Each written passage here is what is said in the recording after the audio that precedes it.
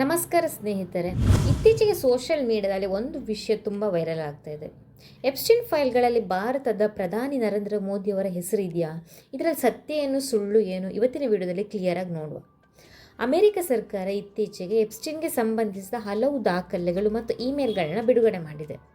ಈ ಫೈಲ್ಗಳಲ್ಲಿ ಜಗತ್ತಿನ ಅನೇಕ ದೊಡ್ಡ ನಾಯಕರ ಹೆಸರುಗಳು ಕೂಡ ಉಲ್ಲೇಖವಾಗಿದೆ. ಇದರಲ್ಲಿ ಕೆಲವು ದಾಖಲೆಗಳಲ್ಲಿ ಪ್ರಧಾನಿ ನರೇಂದ್ರ ಮೋದಿಯವರ ಹೆಸರು ಕೂಡ ಉಲ್ಲೇಖವಾಗಿದೆ ಎಂದು ಕೆಲ ಮಾಧ್ಯಮಗಳು ವರದಿ ಮಾಡಿದೆ.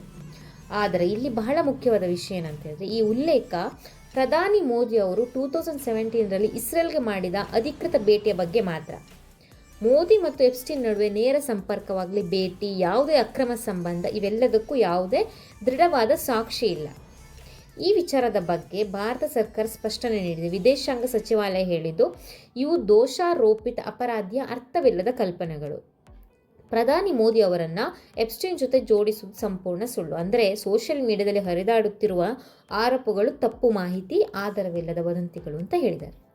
ಸ್ನೇಹಿತರೆ, ದೊಡ್ಡ ದಾಖಲೆಗಳಲ್ಲಿ ಒಬ್ಬರು ಹೆಸರು ಬರೋದಂದರೆ ಅವರು ತಪ್ಪು ಮಾಡಿದ್ದಾರೆ ಎನ್ನುವ ಅರ್ಥ ಮಾತ್ರ ಅಲ್ಲ.